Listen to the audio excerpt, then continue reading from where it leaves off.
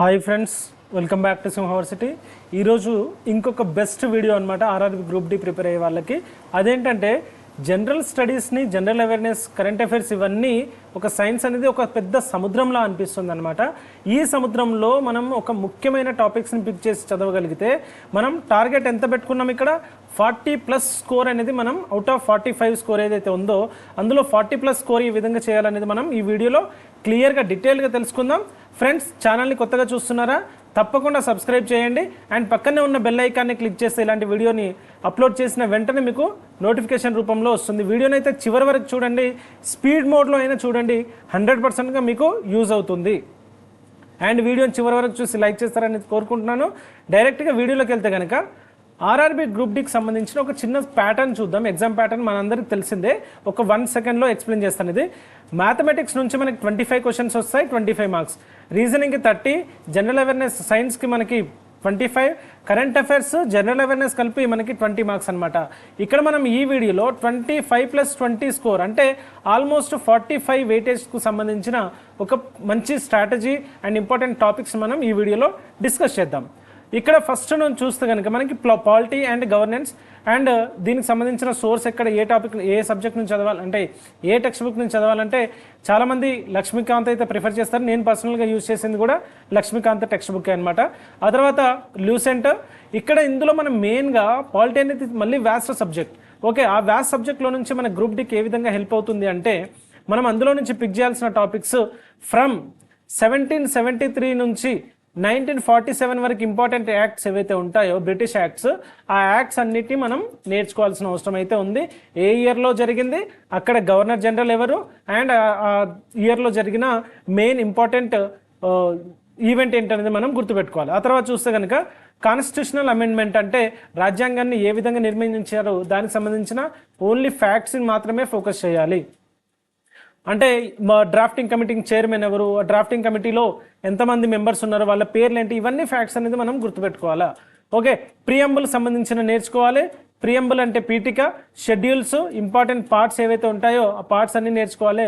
And main important articles కూడా నేర్చుకోవాల్సిన అవసరం అయితే ఉంది. దెన్ ఇక్కడ పార్ట్ 3 వస్తే కనుక మనకి ఫండమెంటల్ రైట్స్ అనేది తప్పకుండా నేర్చుకోవాల్సిన సబ్జెక్ట్ ఇది, టాపిక్ ఇది. ఆ తర్వాత డిపిఎస్పి, ఆ తర్వాత ఫండమెంటల్ డ్యూటీస్ అనమాట, ప్రాథమిక విధులు, ప్రాథమిక హక్కులు. ఈ విధంగా తెలుగు మీడియం వాళ్ళకు కూడా కొంచెం అర్థమవుతుందని అయితే ఇక్కడ ఇంగ్లీష్లోనే మెన్షన్ చేయడం జరిగింది. కాబట్టి మీరు స్క్రీన్ షాట్ తీసుకొని ఈక్వల్గా మీరు టాలీ చేసుకుంటే సరిపోతుంది. తర్వాత సుప్రీంకోర్టు, తర్వాత హైకోర్ట్స్ అనమాట, ఇవి రెండు కూడా ఇంపార్టెంట్. ఆ తర్వాత సెంట్రల్ గవర్నమెంట్, స్టేట్ గవర్నమెంట్ సంబంధించినవి కూడా. సెంట్రల్ గవర్నమెంట్లో ప్రెసిడెంట్, ఆ తర్వాత వైస్ ప్రెసిడెంట్ కూడా మీరు ఇక్కడ నేర్చుకోవాలి. తర్వాత స్టేట్ గవర్నమెంట్ విషయానికి వచ్చేసరికి మనకి ఇక్కడ మెయిన్ పర్సన్ ఎవరంటే గవర్నర్ సంబంధించిన విషయం అయితే నేర్చుకోవాలి. ఇక్కడ మిస్ అయింది, సో మీరు కూడా నోట్ చేసుకోవాల్సిన అవసరం అయితే ఉంది. ఓకే, ఇది పాయింట్. తర్వాత సుప్రీంకోర్టు, ఆ తర్వాత హైకోర్ట్స్, 73rd అండ్ 74th దీనికి సంబంధించిన ప్రొవిజన్స్ కూడా, కాన్స్టిట్యూషనల్ అమెండ్మెంట్ ప్రొవిజన్స్ కూడా నేర్చుకోవాలి. ఆ తర్వాత ఇంపార్టెంట్ కాన్స్టిట్యూషనల్ బాడీస్ ఏవైతే election commission and CBI, CAG, finance commission, NCBC, ఆ తర్వాత ఎన్సిఎస్సి అంటే national commission for schedule tribe, schedule caste, ఈ విధంగా అన్ని కాన్స్టిట్యూషనల్ బాడీస్ ఏవైతే ఉన్నాయో వాటికి రిలేటెడ్గా ఉన్న ఆర్టికల్స్ని నేర్చుకోవాలా. అండ్ ప్రజెంట్ పర్సన్ ఎవరు, చైర్మన్ ఎవరు ఉన్నారు అనేది కూడా నేర్చుకోవాలి. ఇది పాలిటిక్స్ సంబంధించిన ఇన్ఫర్మేషన్. ఆ తర్వాత హిస్టరీకి సంబంధించిన ఇన్ఫర్మేషన్ చూస్తే కనుక లిమిటెడ్గానే చదువుతాం, ఎందుకంటే తక్కువ వెయిటేజ్ అండ్ కంపల్సరీగా మనం 100% యాక్యురేట్గా స్కోర్ చేయాలన్నమాట. ఇక్కడ ఇండియన్ హిస్టరీ వచ్చేసి ఎన్సీఆర్టీ అయినా చదవండి, లూసెంట్ జీకే అయినా చూసుకోండి. ఇక్కడ మనం 3 phases ఉంటుంది. అంటే యాన్షియంట్ హిస్టరీ, మిడివల్ హిస్టరీ, ప్రాచీన భారతదేశం, మధ్యయుగ భారతదేశం అండ్ ఆధునిక భారతదేశం అన్నట్టుగా మనకి 3 partsగా డివైడ్ చేస్తుంది. అందులో సింధులోయ నాగరికత అయితే కంపల్సరీగా వస్తుంది క్వశ్చన్. తర్వాత మౌర్యన్ గురించి చదువుకోవాలా, గుప్తుల గురించి కూడా చదువుకోవాల్సిన అవసరం ఉంది. మిడివల్ హిస్టరీలో కేవలం ఢిల్లీ సుల్తాన్లు చదువుకోండి, ముఘల్స్ చదువుకోండి. ఇంకొకటి ఇక్కడ యాడ్ చేసుకోవాల్సిన అవసరం ఏది ఉందంటే అది పల్లవ డైనస్టీ కూడా important, Chera and Chola. So వీళ్ళకి సంబంధించిన కూడా కొన్ని బేసిక్స్ నేర్చుకుంటే సరిపోతుంది. దెన్ చూస్తే 1958 సంబంధించిన మోడర్న్ హిస్టరీలో 1958 నుంచి దానికి సంబంధించిన రివోల్ట్ గురించి నేర్చుకోవాలి. ఏ ప్లేస్లో ఏ లీడర్ ఫైట్ చేశారు, దాన్ని ఏ బ్రిటిష్ గవర్నర్ అణచివేయబడ్డారని ఏ బ్రిటిష్ గవర్నర్ అణచివేశారనేది కూడా మనం ఇక్కడ నేర్చుకోవాలి. ఆ తర్వాత ఐఎన్సి అనేది చాలా ఇండియన్ నేషనల్ కాంగ్రెస్ ఎప్పుడు ఏర్పడింది, దానికి సంబంధించిన మీటింగ్స్ నేర్చుకోవాలి. అండ్ మోడరేట్స్ అంటే అతివాదులు మితివాదుల గురించి నేర్చుకోవాలి. వాళ్ళు కండక్ట్ చేసిన ప్రోగ్రామ్స్ కూడా మనం నేర్చుకోవాల్సిన అవసరం అయితే ఉంది. ఎక్కువగా మీరు ఫోకస్ చేయాల్సింది ఎక్కడ అంటే మోడర్న్ హిస్టరీ పైన ఎక్కువ చేయండి. తర్వాత గాంధీయన్ ఎరాలో మెయిన్ మూమెంట్స్ ఏంటి? CDM, civil disobedience movement, non cooperation movement, quit India movement. ఈ మూమెంట్స్ చాలా ఇంపార్టెంట్ అనమాట. ఎప్పుడు స్థాపించారు దానికి సంబంధించిన డీటెయిల్డ్ ఇన్ఫర్మేషన్ అనేది చూసుకోవచ్చు. దెన్ చూస్తే కనుక ఇంపార్టెంట్ గవర్నర్స్ కూడా ఇంపార్టెంట్. వాళ్ళు ఇంప్లిమెంట్ చేసిన పాలసీస్ ఏంటి? For example ring fence policy ఎవరు ఇంప్లిమెంట్ చేశారు, అండ్ సబ్సిడరీ అలయన్స్ ఎవరు ఇంప్లిమెంట్ చేశారు, డాక్ట్రిన్ ఆఫ్ ల్యాబ్స్ ఎవరు ఇంట్రొడ్యూస్ చేశారు, ఇవన్నీ మనకు ఇండియన్ హిస్టరీ పార్ట్లో భాగంగా చాలా ఇంపార్టెంట్ టాపిక్స్ అనమాట. ఇవి ఫినిష్ అయిన తర్వాత మీరు ఎక్స్ట్రా చదవాలనుకుంటే టైం ఉంటే కనుక డెఫినెట్గా వేరేది కూడా ఫినిష్ చేయాలి, కానీ ఇవైతే 100% మిస్ అవ్వద్దు. తర్వాత ఇండియన్ జియోగ్రఫీ చూస్తే కనుక ఎన్సీఆర్టీ 6th క్లాస్ నుంచి 9th క్లాస్ వరకు సరిపోతుంది. ఇందులో ఫస్ట్ చదవాల్సింది ఏంటంటే సోలార్ సిస్టమ్, ఆ తర్వాత ఎర్త్ స్ట్రక్చర్ సంబంధించింది. ఎర్త్ స్ట్రక్చర్ అంటే మనకి కోర్, మ్యాంటిల్, ఆ తర్వాత క్రస్ట్ అని ఉంటుంది కదా, ఇవన్నీ మనం ఎర్త్ స్ట్రక్చర్లో భాగంగా చదువుకోవాలి. యూనివర్స్ సంబంధించింది కూడా నేర్చుకోవాలి. వరల్డ్ సంబంధించిన హిస్టరీలో, వరల్డ్ జాగ్రఫీలో ఓషన్స్ నేర్చుకోవాలి, కాంటినెంట్స్ ఏమున్నాయి, మౌంటైన్స్ ఏమున్నాయి, ఇవన్నీ నేర్చుకోవాలన్నమాట. ఆ తర్వాత ఇండియన్ జియోగ్రఫీ విషయానికి వచ్చేసరికి ఇండియన్ జియోగ్రఫీలో ఫిజికల్ ఎక్స్టెంట్ నేర్చుకోవాలి, ఫీచర్స్ నేర్చుకోవాలా. ఆ తర్వాత డ్రైనేజ్ సిస్టమ్ కూడా చాలా ఇంపార్టెంట్. డ్రైనేజ్ సిస్టమ్ అంటే ఏంటి? రివర్స్, దాని యొక్క మెయిన్ ట్రిబ్యూటరీస్ ఏమున్నాయి. అండ్ ఇక్కడ ఇక్కడ మనకి ఇండియాలో మనకి 2 types ఆఫ్ రివర్స్ ఫ్లోయింగ్ ఉంటుంది అనమాట. ఒకటి వెస్ట్ ఫ్లోయింగ్ ఉంటుంది, ఇంకొకటి కొన్ని ఈస్టర్న్ ఫ్లోయింగ్ ఉంటాయి అనమాట. మీరు ఎక్కువగా వెస్టర్న్ ఫ్లోయింగ్ ఏవైతే రివర్స్ ఉన్నాయో వాటిని గుర్తుపెట్టుకుంటే మనం ఈజీగా ఎలిమినేట్ చేసే ఛాన్సెస్ అయితే ఉంటుంది. ఆ తర్వాత చూస్తే ఇండియన్ క్లైమేట్ కూడా చాలా ఇంపార్టెంట్. ఇండియన్ క్లైమేట్ దానికి సంబంధించిన నేలలు, మృత్తికలు ఉంటాం కదా, ఆ మృత్తికలు కూడా చాలా ఇంపార్టెంట్ అనమాట. దెన్ అగ్రికల్చర్ కూడా ఇంపార్టెంట్. టైప్స్ ఆఫ్ ఫార్మింగ్ ఏ విధంగా ఉంటుంది, క్రాప్స్ ఏ విధంగా ఉంటుంది, దానికి సంబంధించిన ఇన్ఫర్మేషన్. ఇండస్ట్రీ విషయంకి వచ్చేసరికి మేజర్ ఇండస్ట్రీస్ ఏంటి, ఆ లొకేషన్స్లో ఏ లొకేషన్స్లో ఈ మేజర్ ఇండస్ట్రీస్ అనేది ప్లేస్ చేయబడ్డాయి. ఫర్ ఎగ్జాంపుల్ స్టీల్ ఇండస్ట్రీ ఎక్కడ ఉంది, మైకా ఇండస్ట్రీ ఎక్కడ ఉంది, ఆ తర్వాత ఆటోమొబైల్ ఇండస్ట్రీ ఎక్కడ ఉంది, ఇవన్నీ మనం నేర్చుకోవాల్సిన అవసరం అయితే ఉంది. వాటి ప్లేసెస్ అనేది ఇంపార్టెంట్.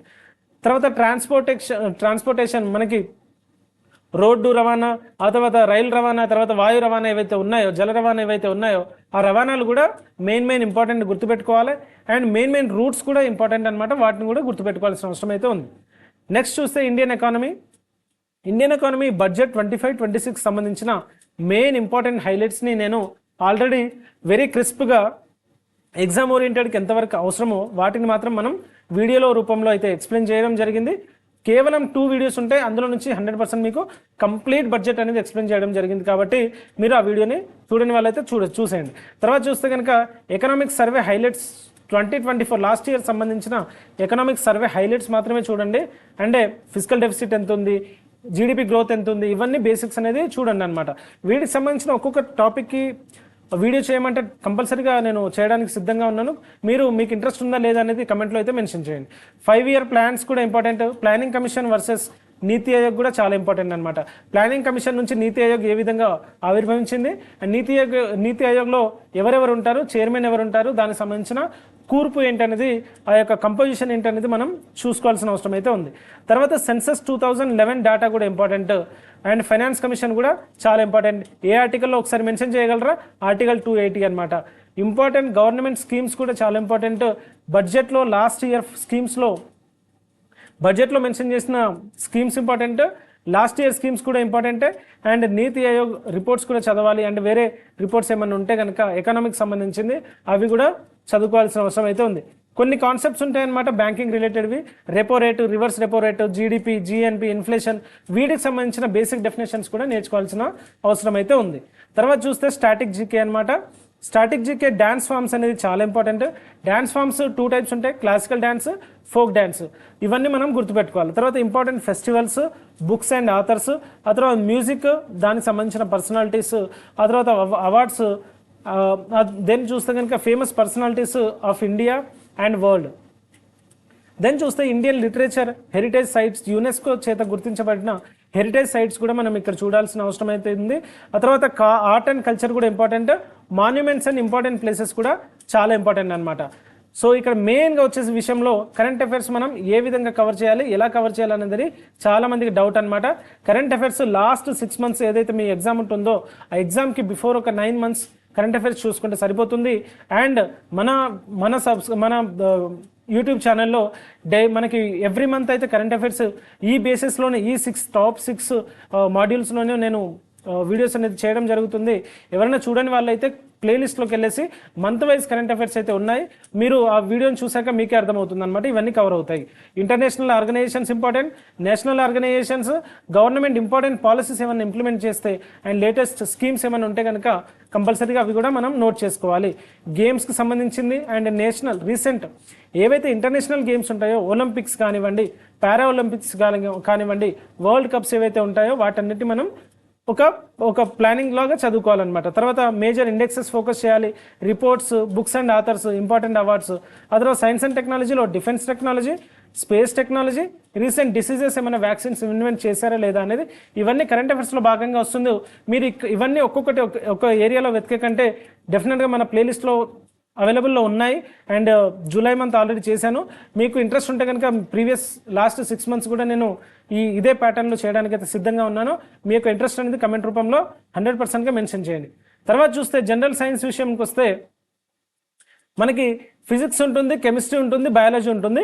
ఇప్పటికే వీడియో లెంత్ అయితే కొంచెం ఎక్కువనే అనిపిస్తుంది కాబట్టి నేను మళ్ళీ ఒక వీడియోలో కేవలం ఈ 3 సబ్జెక్టుల యొక్క స్ట్రాటజీని మళ్ళీ ఒక్కొక్క టాపిక్ని ఏ విధంగా చదవాలనేది మనం నెక్స్ట్ ఈ వీడియోలో ఈ ప్లేలిస్ట్తో మనకి 100% అప్లోడ్ చేయడానికి అయితే సిద్ధంగా ఉంటాను.